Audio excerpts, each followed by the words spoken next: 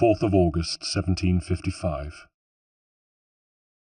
My decision has been made for me because this morning we had a visitor. We were at camp about 5 miles from Lexington, where we hadn't seen anyone, not another human being, for several weeks. I heard him, of course, before I saw him.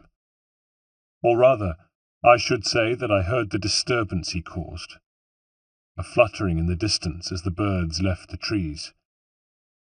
No Mohawk would have caused them to behave in such a way, I knew, which meant it was another, a colonial, a patriot, a British soldier, perhaps even a French scout, a long way out of his way. Zio had left the camp almost an hour ago to hunt. Still, I knew her well enough to know that she would have seen the disturbed birds. She, too, would be reaching for her musket. I shimmied quickly up the lookout tree and scanned the area around us. There, in the distance, there he was, a lone rider trotting slowly through the forest. His musket was slung across his shoulder. He wore a tricorn hat and a dark buttoned-up coat. No military uniform. Reining his horse, he stopped, and I saw him reach into a knapsack, retrieve a spyglass, and put it to his eye.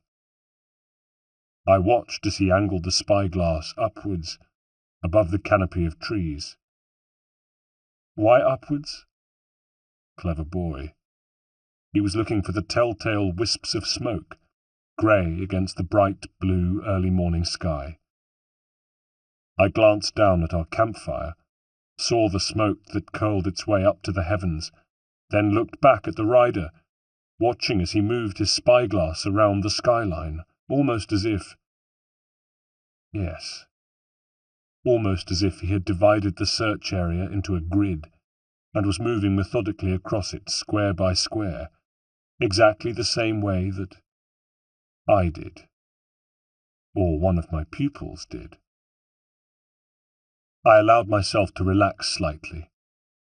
It was one of my men, probably Charles, judging by his build and clothes. I watched as he saw the wisps of smoke from the fire, replaced his spyglass in his knapsack, and began trotting towards the camp.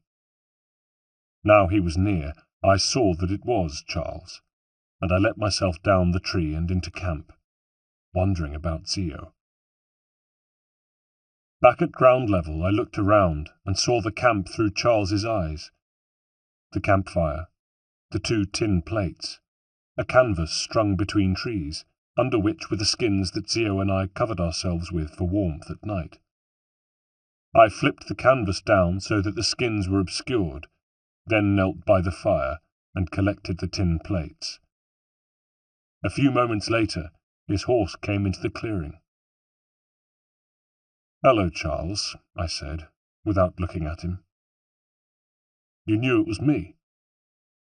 "I saw you were using your training. I was very impressed." "I was trained by the best," he said, and I heard the smile in his voice, looked up at last to see him gazing down at me. "We've missed you, Master Kenway," he said. I nodded. "And I you." His eyebrows lifted. "Really? You know where we are?" I pushed a stick into the fire and watched the tip of it glow. "I wanted to know that you're able to operate in my absence." He pursed his lips and nodded. "I think you know we can." "What's the real reason for your absence, Hightam?" I looked up sharply from the fire. "What might it be, Charles?" "Perhaps you're enjoying life here with your Indian woman, suspended between 2 worlds, responsible to neither. It must be nice to take such a holiday." "Careful, Charles," I warned. Suddenly aware that he looked down on me, I stood to meet his eye, to be on more equal terms. Perhaps instead of concerning yourself with my activities, you should concentrate on your own. Tell me, how are matters in Boston?" We've been taking care of those matters you would have us attend to, concerning the land. I nodded, thinking of Zio, wondering if there was another way. Anything else? I asked.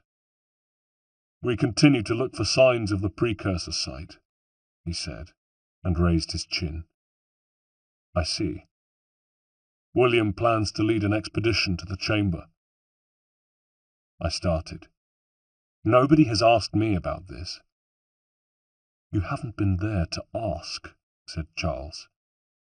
William thought, well, if we want to find the site, then that's the best place to start. We will enrage the natives if we begin setting up camp in their lands. Charles gave me a look as though I had taken leave of my senses. Of course. What did we, the Templars, care about upsetting a few natives? I've been thinking about the site, I said quickly. Somehow it seems less important now. I looked off into the distance. Something else you plan to neglect? He asked impertinently. I'm warning you, I said, and flexed my fingers. He cast a look around the camp. Where is she, anyway? Your Indian lover?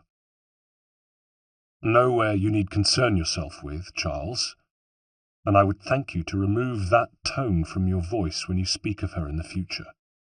Else I might find myself compelled to remove it forcibly. His eyes were cold when he looked at me. The letter has arrived, he said, reached into his knapsack and dropped it so that it landed at my feet. I glanced down to see my name on the front of the envelope, and recognized the handwriting immediately. The letter came from Holden, and my heart quickened just to see it. A link with my old life, my other life in England, and my preoccupations there, finding my father's killers.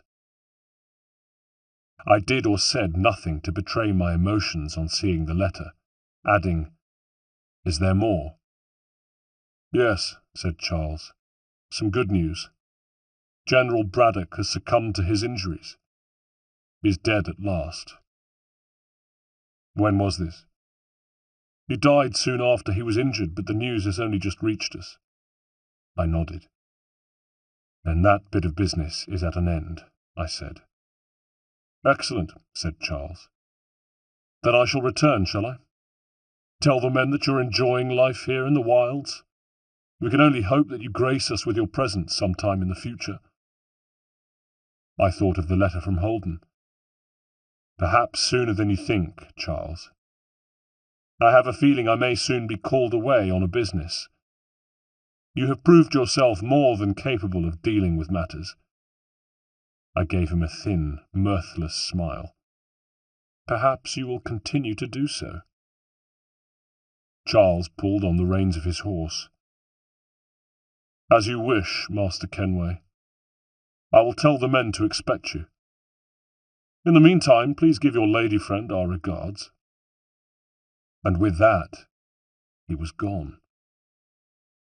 I crouched a little longer by the fire, the forest silent around me, then said, You can come out now, Zio. He's gone.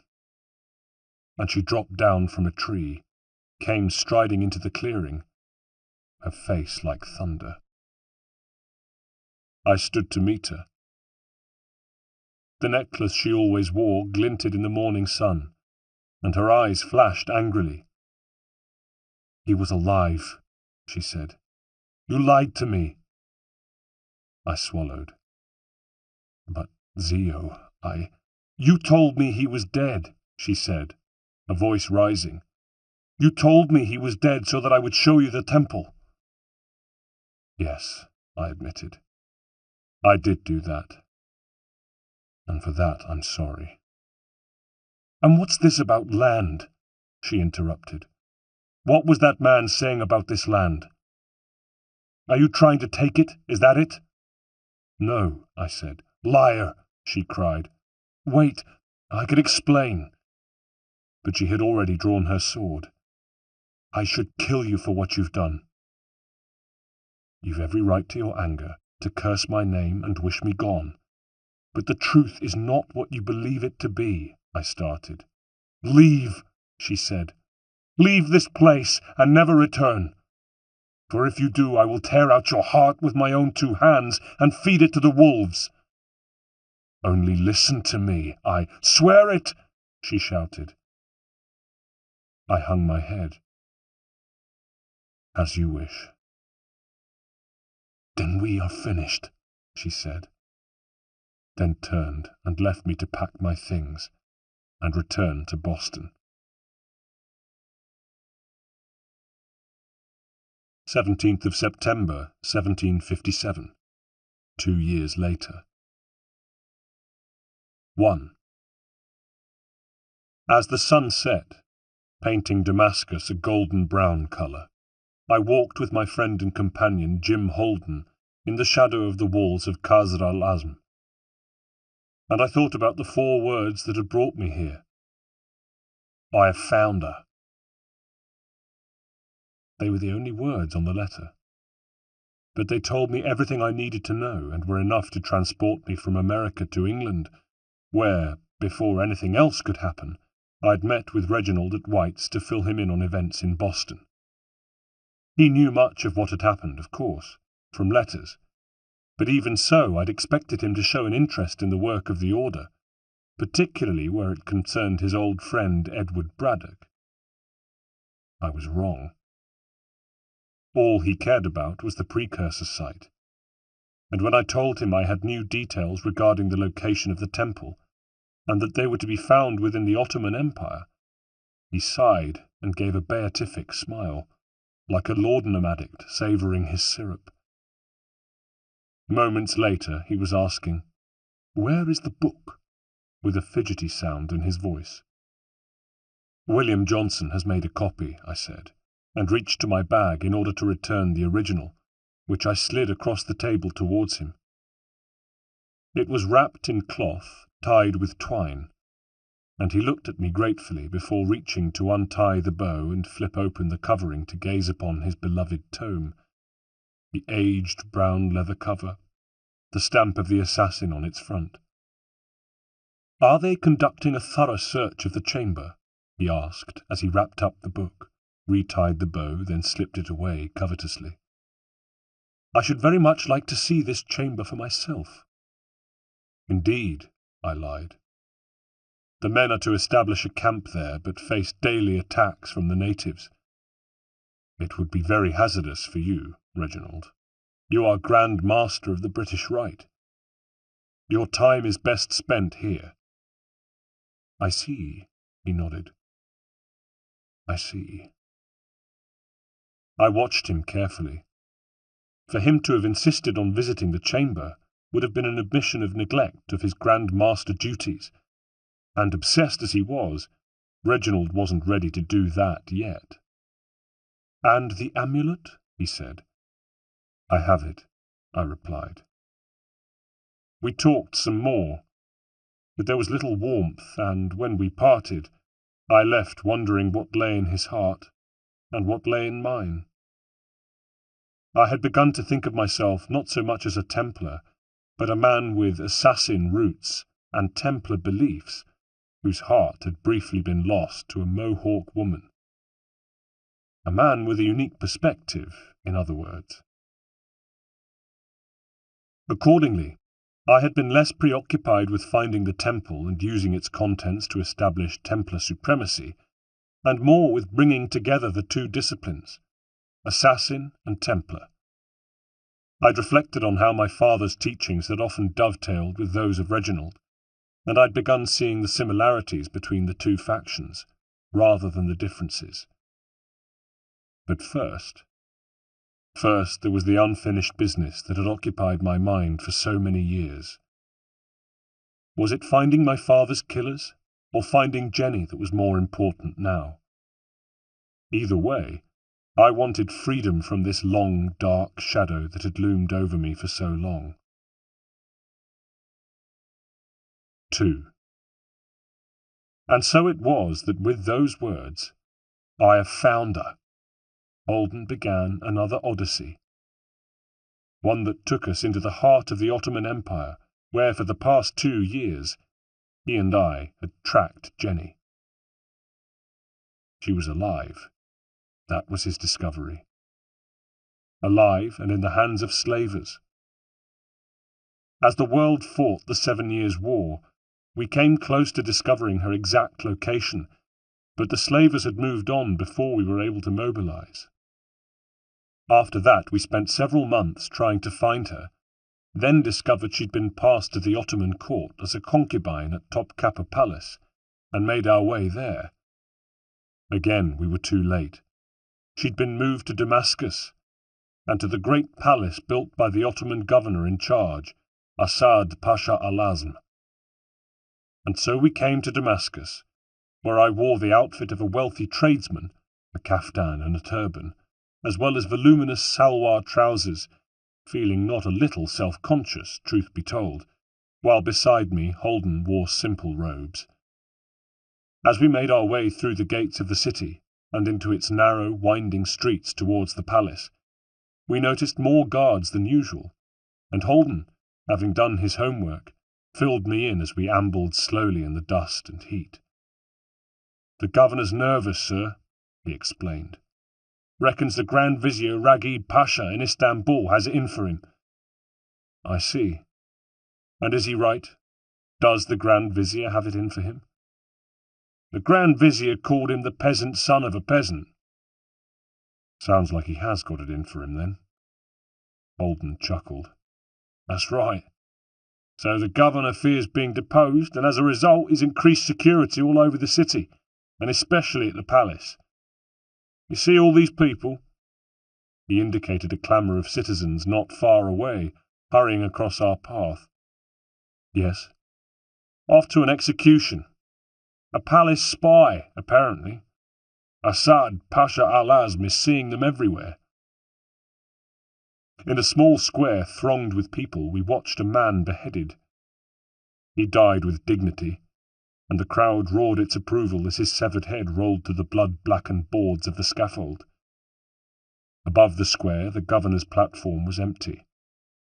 He was staying at the palace, according to gossip, and didn't dare show his face. When it was over, Holden and I turned and strolled away, heading towards the palace, where we paced the walls, noting the 4 sentries at the main gate, and the others positioned by arched side gates. "What's it like inside?" I asked. 2 main wings, the Haramlik and the Salamlik. In the Salamlik is where you got your halls, reception areas and entertainment courtyards. But the Haramlik, that's where we'll find Miss Jenny." "If she's in there." "Oh, she's in there, sir." "You're sure?" "As God is my witness." "Why was she moved from Topkapı Palace?" "Do you know?" He looked at me and pulled an awkward face. "Well, her age, sir. She would have been highly prized at first, of course, when she was younger. It's against Islamic law to imprison other Muslims, see? So the majority of the concubines are Christians, caught in the Balkans, most of them, and if Miss Jenny was as comely as you say, well, then I'm sure she'd have been quite a catch. Trouble is, it's not like there's a shortage of them. And Miss Kenway, well, she's in her mid-40s, sir. Been a long time since she had concubine duties. She's little more than a servant. I suppose you might say that she's been demoted, sir." I thought about that, finding it difficult to believe that the Jenny I'd once known, beautiful, imperious Jenny, had such lowly standing. Somehow I'd imagined her perfectly preserved and cutting a commanding figure at the Ottoman court, perhaps having already risen to the position of Queen Mother. Instead, here she was in Damascus, at the home of an unpopular governor who was himself about to be deposed. What did they do to the servants and concubines of a deposed governor, I wondered. Possibly they met the same fate as the poor soul we'd seen beheaded earlier. "What about the guards inside?" I asked. I didn't think they allowed men in the harem. He shook his head. All the guards in the harem are eunuchs. The operation to make them eunuchs. Bloody hell, sir. You don't want to know about it. But you're going to tell me anyway. Well, yeah, don't see why I should have to carry that burden all by myself.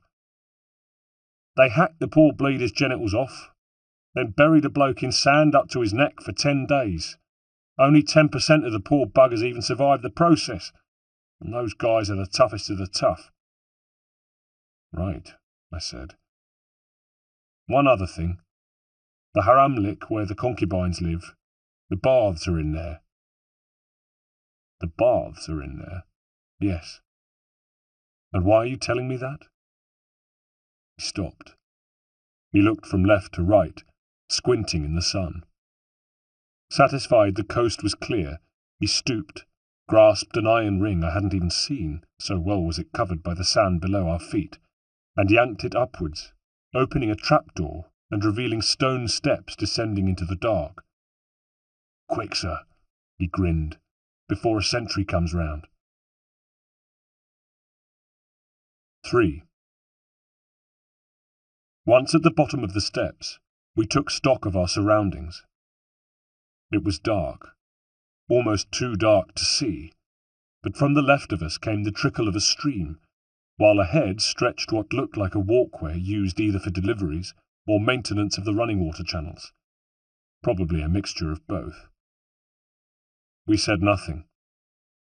Holden delved into a leather knapsack to extract a taper and a tinderbox. He lit the taper, then placed it into his mouth, and pulled a short torch from the knapsack, which he lit and held above his head, casting a soft orange glow all around us. Sure enough, to our left was an aqueduct, while the uneven path dissolved into blackness. "It'll take us right under the palace, and underneath the baths," said Holden in a whisper. "If I'm right, we'll come up into a room with a freshwater pool, right beneath the main baths." Impressed, I said, "You kept this quiet." "I like to have the odd trick up my sleeve, sir." He beamed. "I'll lead the way, shall I?" And with that he moved off, lapsing into silence as we made our way along the pathway. When the torches had burned out, we dropped them and lit 2 new ones from the taper in Holden's mouth, then walked some more. At last, the area ahead of us widened out into a shimmering chamber, where the first thing we saw was a pool, its walls lined with marble tiles, the water so clear that it seemed to glow in the meagre light offered by an open trapdoor at the top of some nearby steps. The second thing we saw was a eunuch, who knelt with his back to us, filling an earthenware jug from the pool. He wore a tall white kalpak on his head and flowing robes. Holden looked at me with his finger to his lips, then began to creep forward, a dagger already in his fist. But I stopped him with a hand on his shoulder. We wanted the eunuch's clothes, and that meant avoiding bloodstains. This was a man who served the concubines at an Ottoman palace, not a common redcoat in Boston, and I had the feeling that blood on his clothing wouldn't be so easily explained away. So I inched past Holden on the walkway, unconsciously flexing my fingers, and in my mind locating the carotid artery on the eunuch, coming closer as he finished filling the jug and straightened to leave. But then my sandal scuffed the pathway. The noise was tiny, but nevertheless sounded like a volcano erupting in the enclosed space, and the eunuch flinched. I froze and inwardly cursed my sandals as his head tilted to look up to the trapdoor, trying to locate the source of the noise. When he saw nothing, he seemed to go very still, as though he'd realized that if the sound hadn't come from above, then it must have come from. He span round. There'd been something about his clothes, his bearing, the way he knelt to fill his jug. None of it had prepared me for the speed of his reaction, nor the skill. For as he swiveled, he crouched, and from the corner of my eye I saw the jug in his fist whip up towards me so fast it would have knocked me down if I hadn't shown a turn of equal speed and ducked. I had evaded him, but only just. As I scuttled back to avoid another blow from the jug, his eyes flitted over my shoulder and saw Holden. Next, he turned to cast a quick look at the stone steps, his only exit. He was assessing his options, run or stand and fight. And he settled on stand and fight, which made him, just as Holden had said, one very tough eunuch. He took a few steps back, reached beneath his robes and produced a sword, simultaneously punching the earthenware jug against the wall to give himself a second weapon. Then, sword in one hand, jagged jug in another, he advanced. The walkway was too narrow. Only one of us could face him at any one time, and I was the nearer. The time to worry about blood on robes was over, and I released my blade, stepping back a little myself, and taking a stance ready to meet him.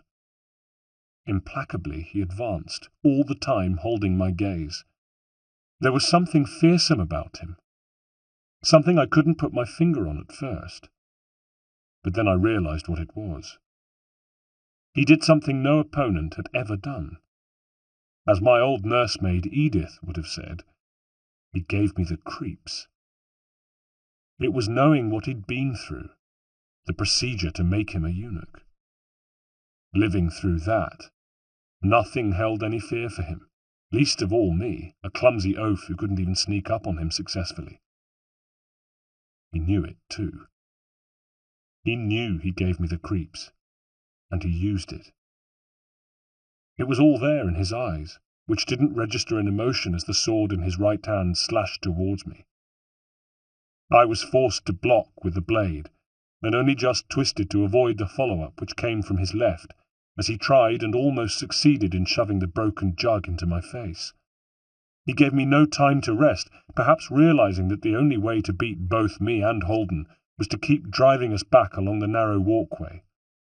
Again the sword flashed, this time underarm, and again I defended with the blade, grimacing with pain as I used my forearm to stop a secondary strike from the jug, then replying with an offensive move of my own, jogging slightly to my right and driving my blade towards his sternum. He used the jug as a shield, and my blade smashed into it, sprinkling earthenware to the stone beneath us, splish-splashing into the pool. My blade was going to need sharpening after this. If I got out of this. And damn the man!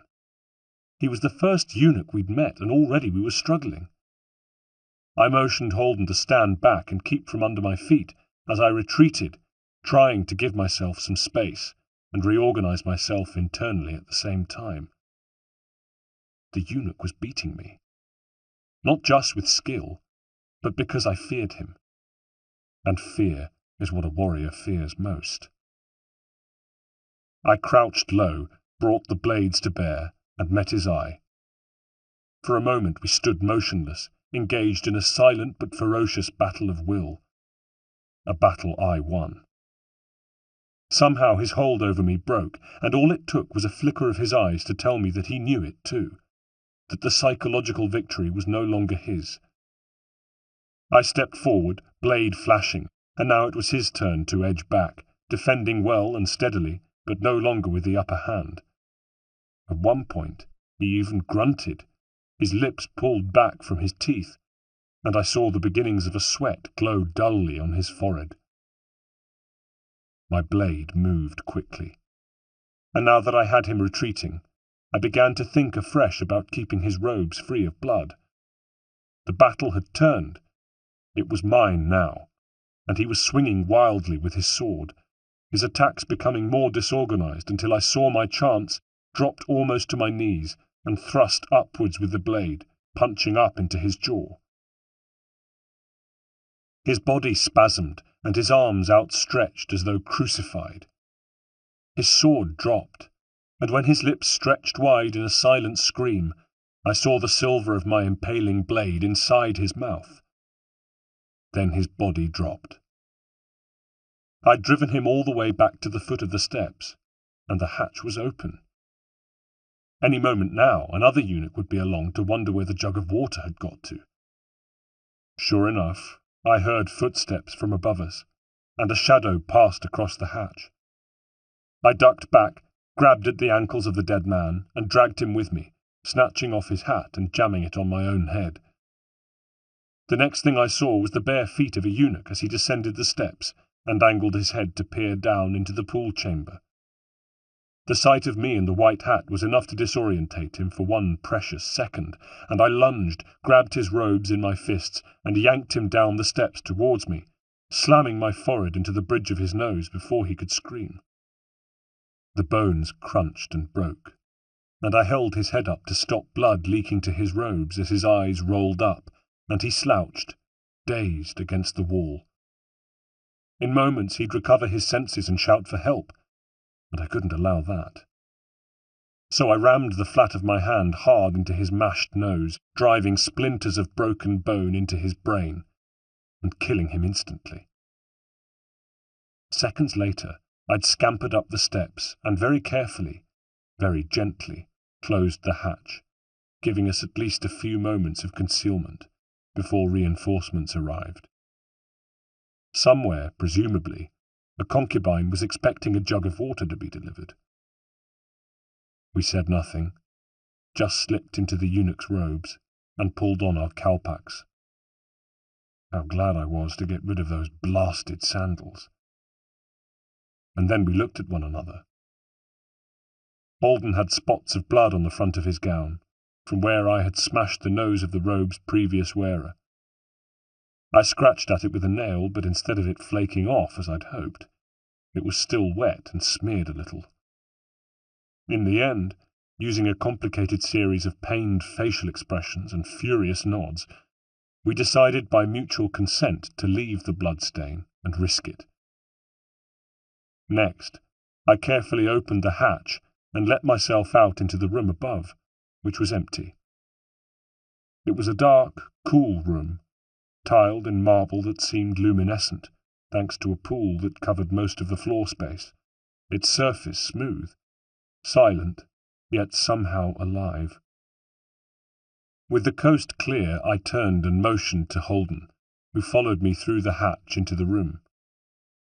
We stood there for a moment or so, taking in our surroundings, giving each other cautiously triumphant looks before moving to the door, opening it, and letting ourselves out into the courtyard beyond.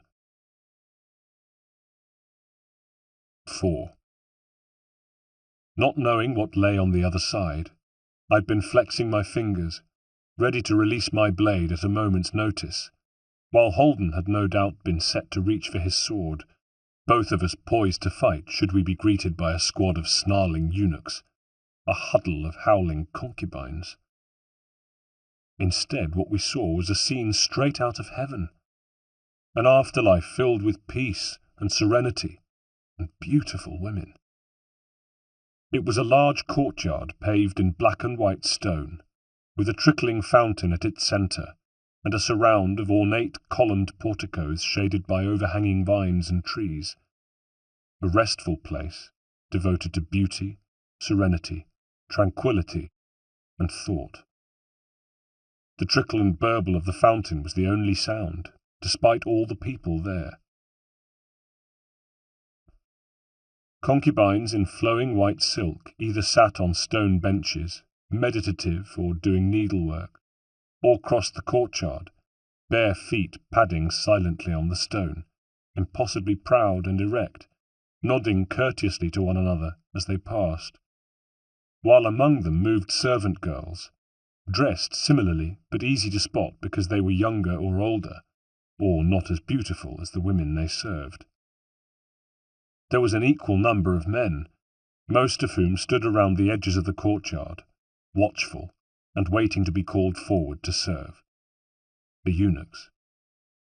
None looked our way, I was relieved to see. The rules around eye contact were as elaborate as the mosaics. And as two unfamiliar-looking eunuchs trying to negotiate our way around a strange place, that suited us down to the ground. We stayed by the door of the baths, which was partly obscured by the columns and vines of the portico, and I unconsciously adopted the same pose as the other guards, back straight, my hands held together in front of me, as my gaze swept the courtyard in search of Jenny. And there she was. I didn't recognize her at first. My eyes almost went past her. But when I looked again, to where a concubine sat relaxing with her back to the fountain, having her feet massaged by her serving woman, I realized that the serving woman was my sister. Time had taken its toll on those looks, and though there was still a glimmer of the beauty she'd once been, her dark hair was flecked with grey, her face was drawn and lined, and her skin had sagged a little, revealing dark hollows beneath her eyes. Tired eyes. What an irony it was that I should recognize the look on the face of the girl she tended to, the vain and disdainful way she gazed down her nose. I'd grown up seeing it on my sister's face. Not that I took any pleasure in the irony, but I couldn't ignore it. As I stared, Jenny looked across the courtyard at me. For a second her eyebrows furrowed in confusion, and I wondered if, after all these years, she'd recognize me. But no, I was too far away. I was disguised as a eunuch. The jug. It had been meant for her. And maybe she was wondering why 2 eunuchs had walked into the baths, and 2 different ones had walked out. Still wearing a confused expression, she stood, genuflected to the concubine she served, then began to move over, weaving through silken-clothed concubines as she crossed the courtyards towards us. I slipped behind Holden just as she ducked her head to avoid the vines dangling from the portico, and was standing a foot or so away from us. She said nothing, of course. Talking was forbidden. But then again, she didn't need to. Lurking behind Holden's right shoulder, I risked a look at her face, and watched as her eyes slid from him to the bath chamber door, a meaning clear to see. Where is my water? On her face, as she exerted what little authority she had, I could see a reminder of the girl Jenny had been, a ghost of the haughtiness that had once been so familiar to me. Meanwhile, Holden, reacting to the furious gaze he received from Jenny, bowed his head and was about to turn towards the bath chamber. I prayed he'd had the same flash of inspiration as me, and that he had realized if he could somehow lure Jenny inside, then we could make our escape with hardly a ruffle caused. Sure enough, he was spreading his hands to indicate there'd been a problem, then gesturing at the door to the bath chamber, as though to say he needed assistance. But Jenny, far from being prepared to offer it, had instead noticed something about Holden's attire, and rather than accompanying him into the bathhouse, stopped him with an upraised finger which she first crooked at him, and then turned to indicate something on his chest. A bloodstain. Her eyes widened, and again I looked, this time to see her eyes move from the bloodstain on Holden's robes to his face, and what she saw there was the face of an impostor. Her mouth dropped open. She took a step back, then another, until she bumped into one of the columns, and the impact jogged her out of her sudden, shocked daze, and as she opened her mouth, about to break the sacred rule and call for help, I slipped from behind Holden's shoulder, hissing, "Jenny, it's me. It's Hightam." As I said it, I glanced nervously out into the courtyard, where everyone continued as before, oblivious to what was happening beneath the portico. And then I looked back to see Jenny staring at me, her eyes growing wider, already misting up with tears as the years fell away and she recognized me. "Hightam," she whispered, "you've come for me." "Yes, Jenny, yes," I replied in a hush, feeling a strange mix of emotions, at least one of which was guilt. "I knew you'd come," she said. "I knew you'd come." Her voice was rising, and I began to worry, casting another panicky look out into the courtyard. Then she reached forward and grasped my 2 hands in both of hers, and brushed past Holden to look imploringly into my eyes. "Tell me he's dead. Tell me you killed him." Torn between wanting her to keep quiet and wanting to know what she meant, I hissed, "Who? Tell you who's dead?" "Birch," she spat, and this time her voice was too loud. Past her shoulder I saw a concubine, gliding towards us beneath the portico, perhaps on her way to the bath chamber. She'd seemed lost in thought, but at the sound of a voice she looked up, and her expression of calm serenity was replaced by one of panic, and she leaned out into the courtyard and called the one word we had all been fearing. "Guards!" 5. The first guard to come rushing over didn't realize I was armed, and I'd engaged the blade and plunged it into his abdomen before he even knew what was happening. His eyes went wide, and he grunted flecks of blood into my face. With a yell of effort, I wrenched my arm round and pulled him with me, ramming his still writhing corpse into a second man who came rushing towards us, and sent them both tumbling back to the black and white tiles of the courtyard. More arrived, and the fight was on. From the corner of my eye I saw the flash of a blade and turned just in time to avoid it being embedded into my neck. Twisting, I grabbed the assailant's sword arm, broke it, and slid my blade up into his skull.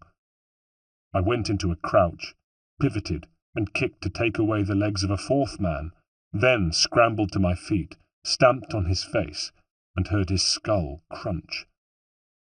Not far away, Holden had felled 3 of the eunuchs, but by now the guards had the measure of us, and were approaching with more caution, assembling for combat even as we took cover behind the columns, and threw worried glances at each other, each wondering if we could make it back to the trapdoor before we were overrun. Clever boys. 2 of them moved forward together. I stood side by side with Holden, and we fought back, even as another pair of guards moved in from our right. For a moment it was touch and go, as we stood back to back and battled the guards out of the portico until they withdrew, ready to launch their next attack, inching closer all the time, crowding in. Behind us, Jenny stood by the door to the bath chamber. "Hightam," she called, a note of panic in her voice. "We've got to go." What would they do to her if she was captured now, I wondered. What would her punishment be? I dreaded to think. "You 2 go, sir," urged Holden over his shoulder. "No way," I called back. Again came an attack, and again we fought. A eunuch fell, dying with a groan. Even in death, even with sword steel in their gut, these men didn't scream. Over the shoulders of the ones in front of us, I saw more of them pouring into the courtyard. They were like cockroaches. For every one we killed, there were 2 to take his place. "Go, sir," insisted Holden. "I'll keep them back, then follow you." "Don't be a fool, Holden," I barked, unable to keep the scoffing sound out of my voice. "There's no holding them back. They'll cut you down." "I've been in tighter spots than this one, sir," grunted Holden, his sword arm working as he exchanged blows, but I could hear the false bravado in his voice. "Then you won't mind if I stay," I said, at the same time fending off one of the eunuch's sword strikes, and parrying not with my blade, but with a punch to the face that sent him pinwheeling back. "Go!" he shrieked. "We die, we both die," I replied. But Holden had decided that the time for courtesy was over. "Listen, mate, either you 2 make it out of here, or none of us do. What's it going to be?" At the same time, Jenny was pulling on my hand, the door to the bath chamber open, and more men arriving from our left. But still I hesitated, until at last, with a shake of his head, Holden whipped round, yelled, "You'll have to excuse me, sir," and before I could react, had shoved me backwards through the door and slammed it shut. There was a moment of shocked silence in the bath chamber as I sprawled on the floor and tried to absorb what had happened. From the other side of the door I heard the sounds of battle. A strange, quiet, muted battle it was, too, and a thudding at the door. Next there was a shout that belonged to Holden, and I pulled myself to my feet, about to haul the door open and rush back out, when Jenny grasped hold of my arm. "You can't help him now, Hightam," she said softly, just as there came another yell from the courtyard, Holden shouting, "You bastards! You bloody prickless bastards!" I cast one last look back at the door, then pulled the bar across to lock it, as Jenny dragged me over to the hatch in the floor.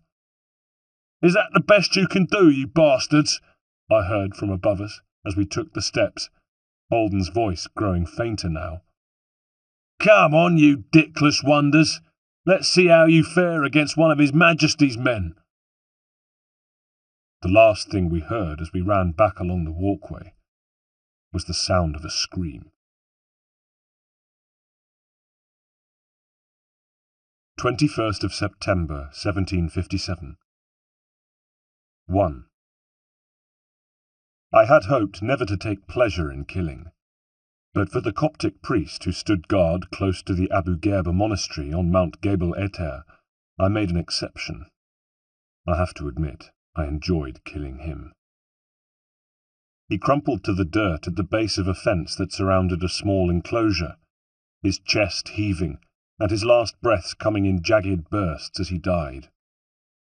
Overhead, a buzzard cawed, and I glanced to where the arches and spires of the sandstone monastery loomed on the horizon, saw the warm glow of life at the window.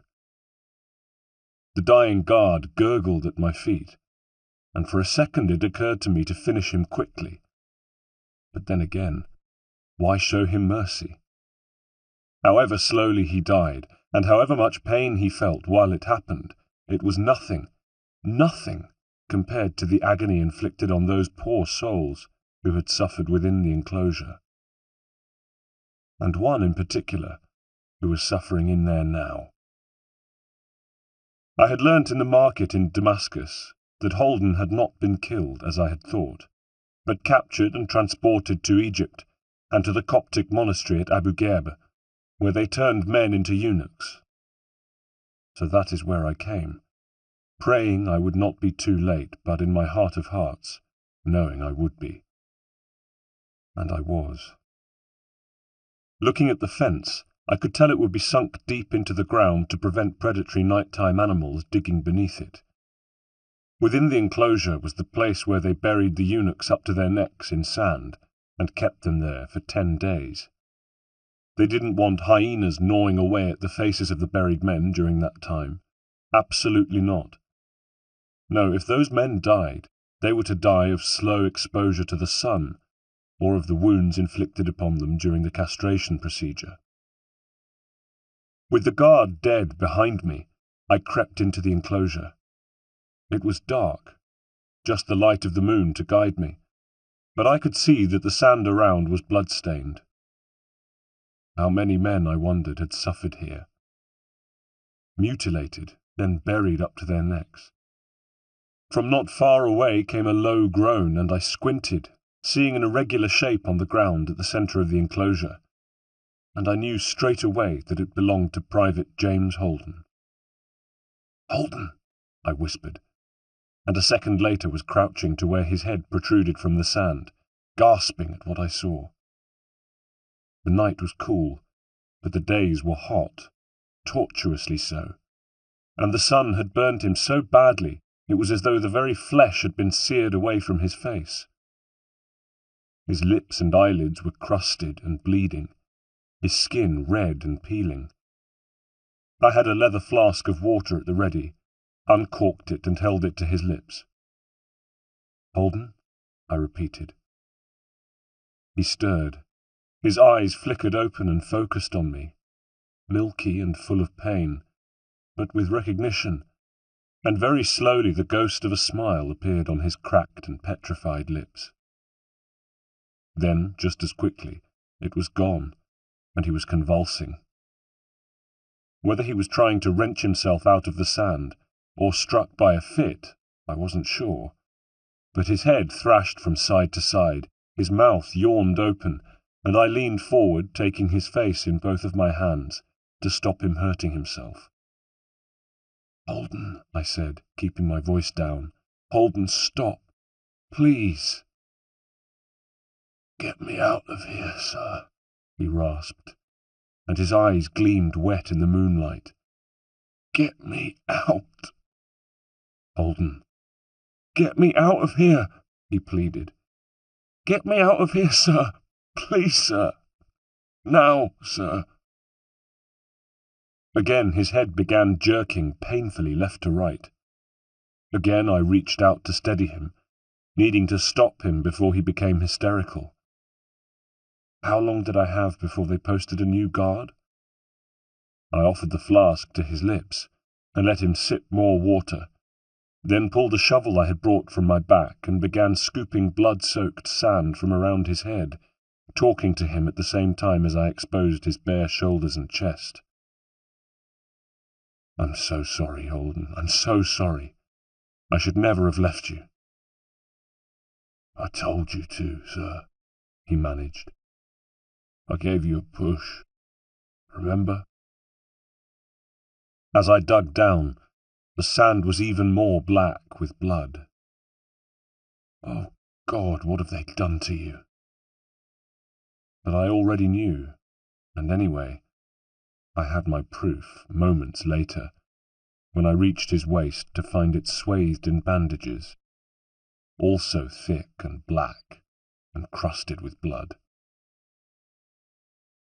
"Be careful down there, sir, please," he said, very, very quietly, and I could see that he was wincing, biting back the pain, which in the end was too much for him, and he lost consciousness. A blessing which allowed me to uncover him and take him from that accursed place and to our 2 horses, which were tethered to trees at the bottom of the hill. 2. I made Holden comfortable, then stood and looked up the hill towards the monastery. I checked the mechanism of my blade, strapped a sword to my waist, primed 2 pistols, and pushed them into my belt, then primed 2 muskets. Next I lit a taper and torch, and taking the muskets, made my way back up the hill, where I lit a second and third torch. I chased the horses out, then tossed the first torch into the stables, the hay going up with a satisfying whoomph. The second torch I threw into the vestibule of the chapel, and when both that and the stables were nicely ablaze, I jogged across to the dormitory, lighting 2 more torches on the way, smashing rear windows and tossing the torches inside. And then I returned to the front door, where I'd leant the muskets against a tree. And I waited. Not for long. In moments the first priest appeared. I shot him down, tossed the first musket aside, picked up the second, and used it on the second priest. More began to pour out, and I emptied the pistols, then dashed up to the doorway and began attacking with my blade and sword. Bodies fell around me, 10, 11 or more, as the building burned, until I was slick with priest blood, my hands covered in it, trails of it running from my face. I let the wounded scream in agony as the remaining priests inside cowered, not wanting to burn, too terrified to run out and face death. Some chanced it, of course, and came charging out wielding swords, only to be cut down. Others I heard burning. Maybe some escaped, but I wasn't in the mood to be thorough. I made sure that most of them died. I heard the screams and smelled the burning flesh of those who hid inside, and then I stepped over the bodies of the dead and dying and left, as the monastery burned behind me. 25th of September, 1757. We were in a cottage, at a table, with the remains of a meal and single candle between us. Not far away, Holden slept, feverish, and every now and then I'd get up to change the rag on his forehead for a cooler one. We'd need to let the fever run its course, and only then, when he was better, continue our journey.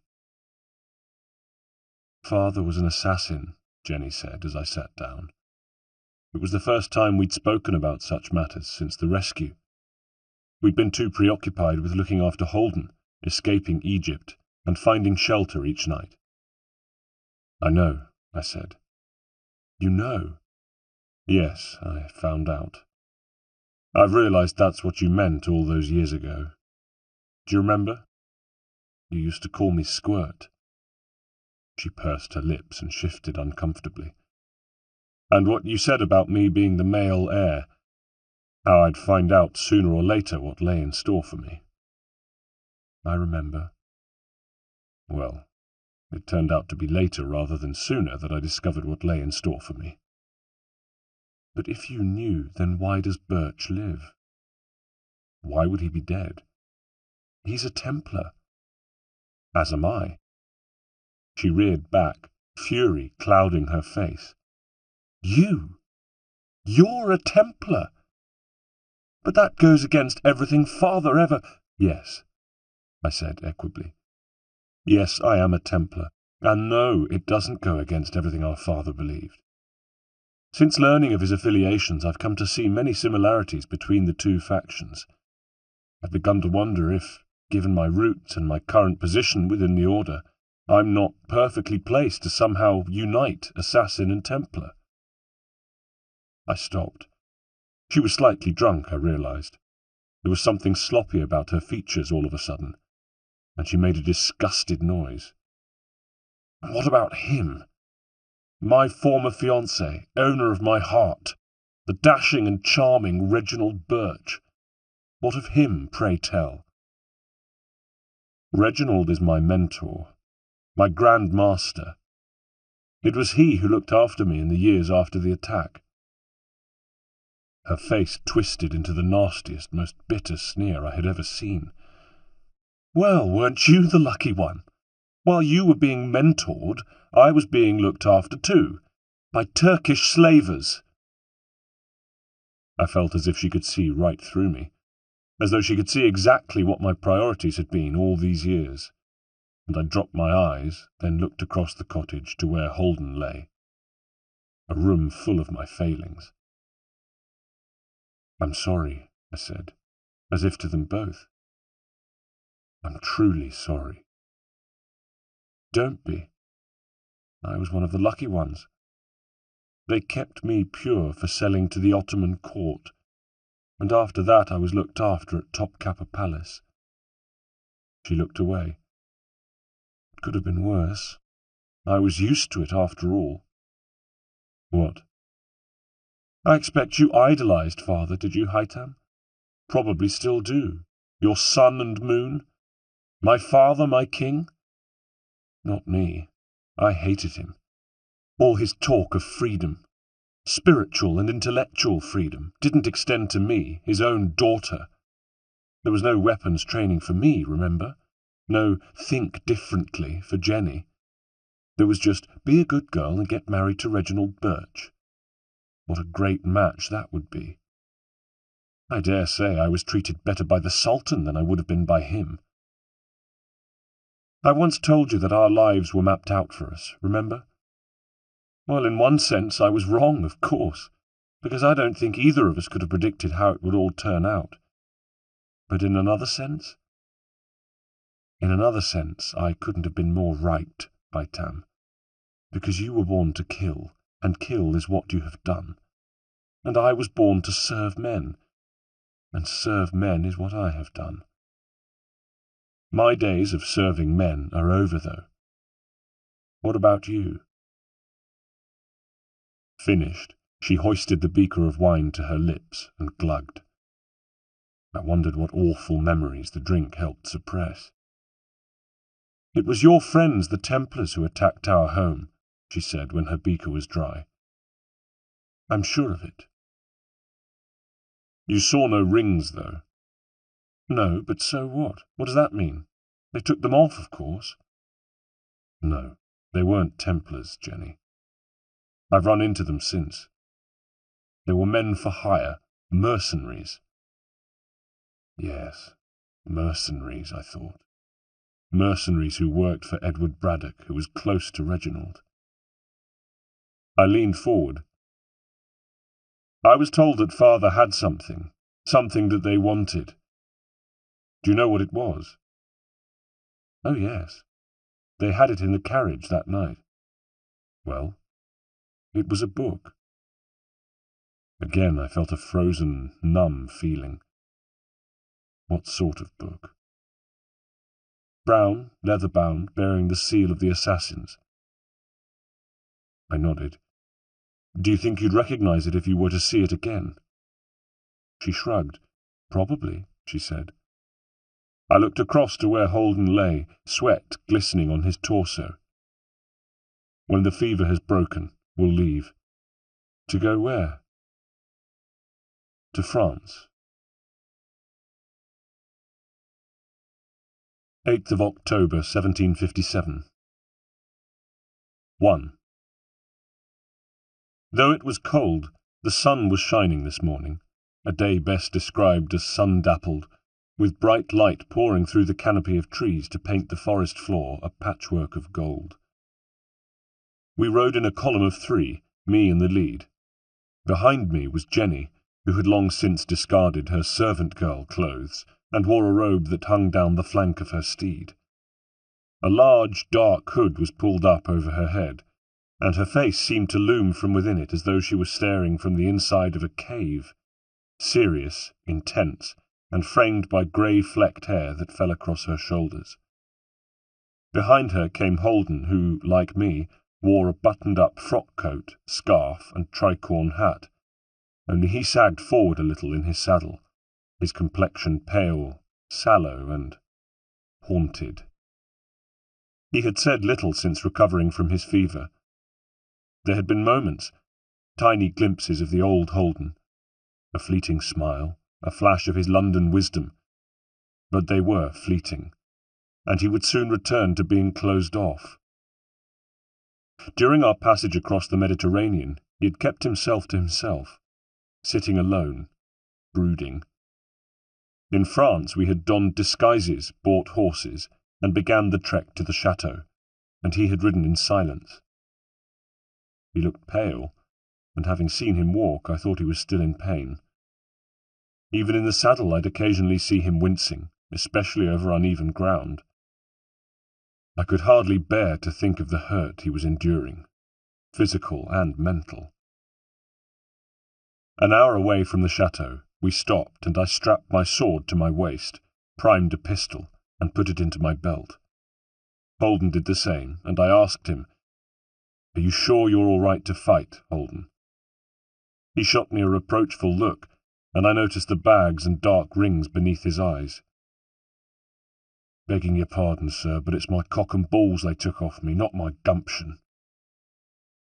"I'm sorry, Holden, I didn't mean to suggest anything. I've had my answer, and that's good enough for me." "Do you think there will be fighting, sir?" he said. And again I saw him wince as he reached to bring his sword close at hand. "I don't know, Holden. I really don't." As we came close to the chateau, I saw the first of the patrols. The guard stood in front of my horse and regarded me from beneath the wide brim of his hat. The same man, I realized, who had been here the last time I visited, nearly 4 years ago. "That you, Master Kenway?" he said. "Indeed it is, and I have 2 companions," I replied. I watched him very carefully as his stare went from me to Jenny, then to Holden, and though he tried to hide it, his eyes told me all I needed to know. He went to put his fingers to his mouth, but I had leapt from my horse, grabbed his head, and ejected my blade through his eye and into his brain, and sliced open his throat before he could make another sound. 2. I knelt with one hand on the sentry's chest, as the blood oozed fast and thickly from the wide-open gash at his throat. Like a second grinning mouth, and looked back over my shoulder to where Jenny regarded me with a frown, and Holden sat upright in his saddle, his sword drawn. "Do you mind telling us what that was all about?" asked Jenny. "He was about to whistle," I replied, scanning the forest around us. "He didn't whistle last time." "So? Perhaps they changed the entry procedure?" I shook my head. "No, they know we're coming. They're expecting us. The whistle would have warned the others. We wouldn't have made it across the lawn before they cut us down." "How do you know?" she said. "I don't know," I snapped. Beneath my hand the guard's chest rose and fell one last time. I looked down to see his eyes swivel and his body give one last spasm before he died. "I suspect," I continued, wiping my bloody hands on the ground and standing up. "I've spent years suspecting, ignoring the obvious. The book you saw in the carriage that night, Reginald has it with him. He'll have it in that house if I'm not very much mistaken. It was he who organised the raid on our house, he who was responsible for Father's death." "Oh, you know that now, do you?" she sneered. I'd refused to believe it before, but now, yes, I know. Things have begun to make sense to me. Like one afternoon when I was a child, I met Reginald by the plate room. I'd wager he was looking for the book then. The reason he was close to the family, Jenny, the reason he asked for your hand in marriage, was because he wanted the book. "You don't have to tell me," she said. "I tried warning you on the night that he was the traitor." "I know," I said, then thought for a moment. "Did Father know he was a Templar?" "Not at first, but I found out, and I told Father." "That's when they argued," I said, understanding now. "Did they argue?" "I heard them one day, and afterwards Father employed the guards. Assassins, no doubt. Reginald told me he was warning Father." "More lies, Hightam." I looked up at her, trembling slightly. "Yes, more lies." Everything I knew, my entire childhood, all of it built on a foundation of them. "He was using Digweed," I said. "It was Digweed who told him where the book was stored." I winced at a sudden memory. "What is it?" she said. "The day at the plate room, Reginald was asking me where my sword was kept. I told him a secret hiding place." "Was it in the billiards room?" I nodded. "They went straight there, didn't they?" she said. I nodded. "They knew it wasn't in the plate room because Digweed told them it had been moved, which is why they went straight to the games room." "But they weren't Templars," she said. "I beg your pardon?" "In Syria, you told me the men who attacked us weren't Templars," she said with a mocking tone. "They couldn't be your beloved Templars." I shook my head. "No, they weren't. I told you I've encountered them since, and they were Braddock's men. Reginald must have planned to school me in the order." I thought again, and something occurred to me. Because of the family inheritance, probably. Using Templar men would have been too much of a risk. I might have found out. I might have arrived here sooner. I almost got to Digweed. I almost had them in the Black Forest, but then I remembered back to the cabin in the Black Forest. Reginald killed Digweed. That's why they were one step ahead of us, and they still are. I pointed in the direction of the chateau. "So what do we do, sir?" asked Holden. "We do what they did the night they attacked us at Queen Anne's Square. We wait until nightfall, and then we go in there, and we kill people."